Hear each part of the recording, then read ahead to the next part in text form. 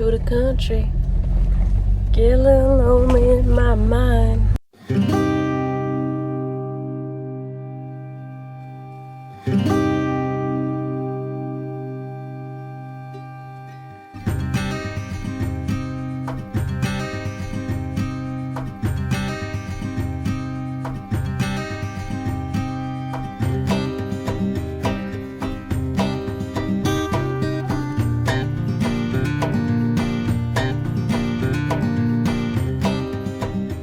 Welcome back. This is episode 3 of renovating my family's old farm. Here he comes!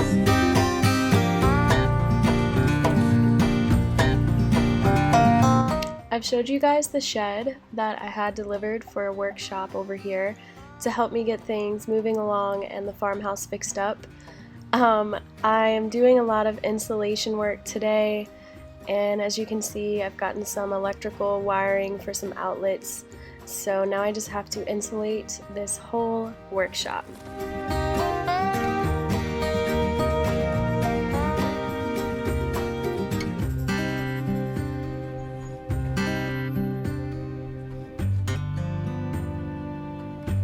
Got my protection on, long sleeves, my mask, and my eye protection. So let's get it done.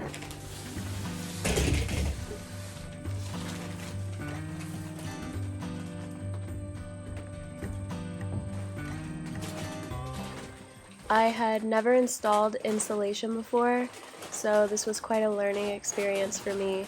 I really enjoyed getting hands-on and doing it myself.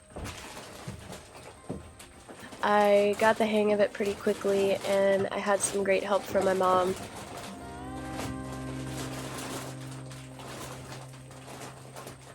I just wish that someone would have told me to wear pants.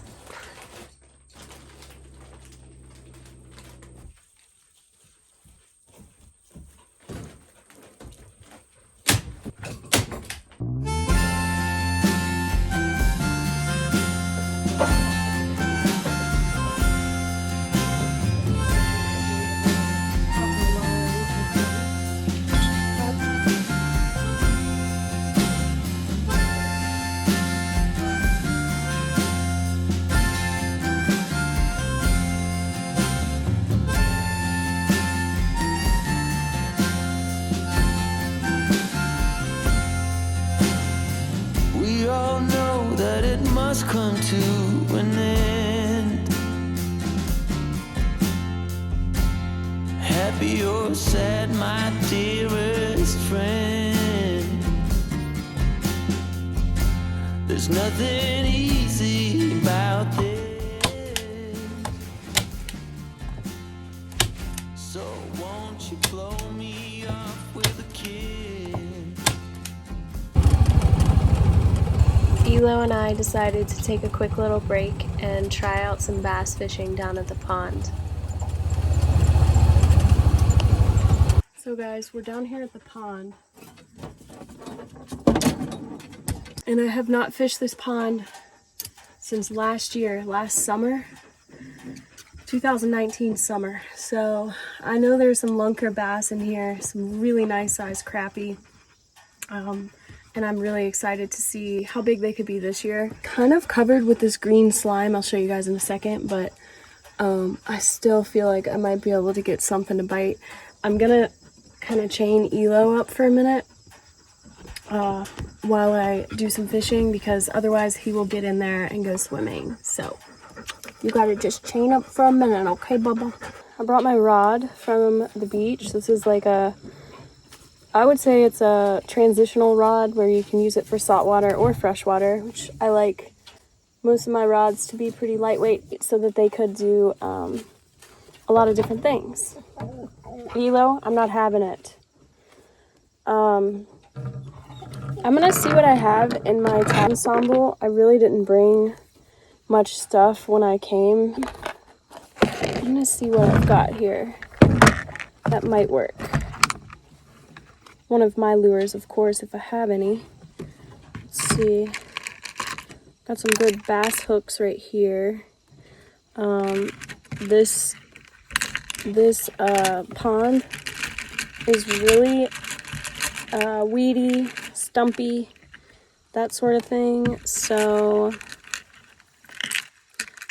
I'm gonna try to find one with a weed guard. Ooh, yes, this is perfect right here. This is a little tiny weighted jig head with the weed guard. So that helps me from getting snagged.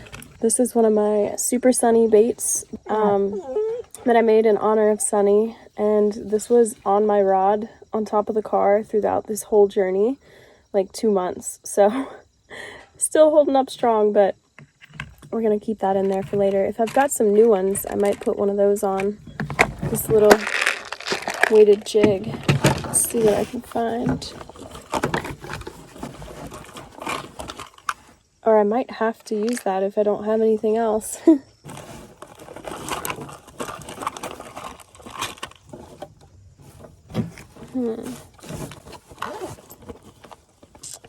I might not have anything else.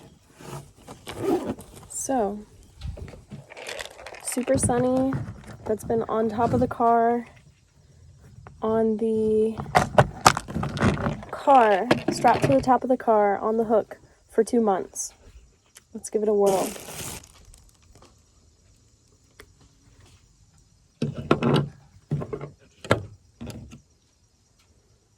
I'm sure Elo is going to be really like barky and upset at first once I get out there over on the water, but he's just going to have to get over it. But this pond is so grown up that it's going to be really hard to find a spot to even like fish from. So we'll see how that goes. It is pretty warm today. I'm kind of worried about snakes again. So that's another reason why Elo's on the leash, but I hope I can get to the water without getting a snake bite. I've actually seen a rattlesnake swim on the top of the water across this pond. It was huge and it was on top of the water. A lot of times when you see snakes in the water, you think it's just a water snake, or down at the beach it could be the case of a water moccasin or a cottonmouth. But here, when I saw it floating on the top of the water, it was swimming on the top of the water. That's how you know it's a venomous snake. It's not a harmless water snake. So that was pretty scary. So hopefully we don't see any of those.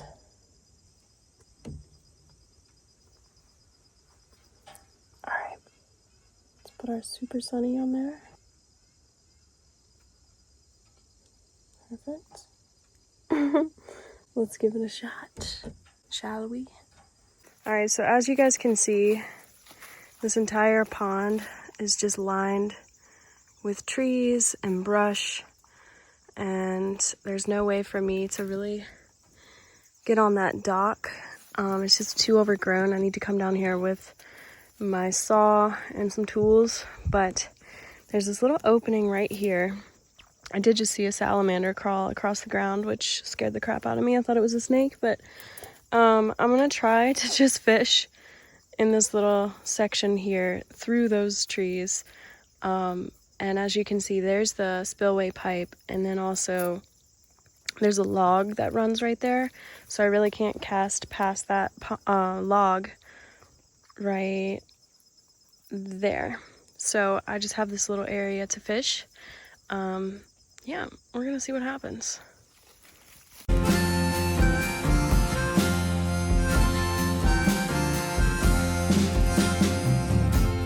Memories triggered by the bell, the sound of white just as he fell. But memories tend to haunt you. There's some things that you can't get used to.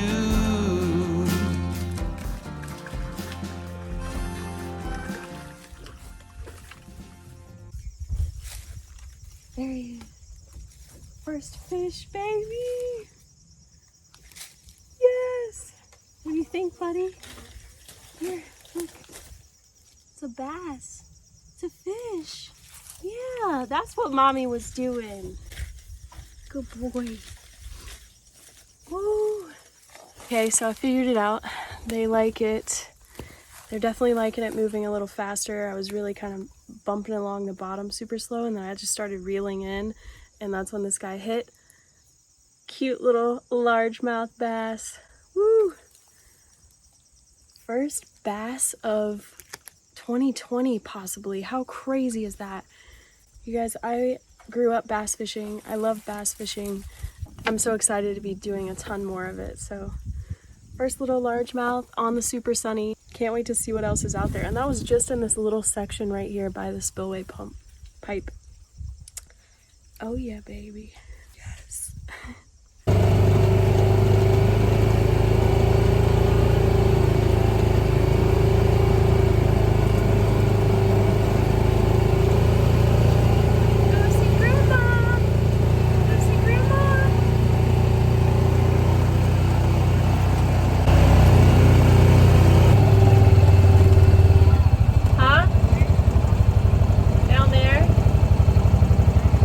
Alright guys, so as you can see, we made some serious progress on the installation inside the workshop.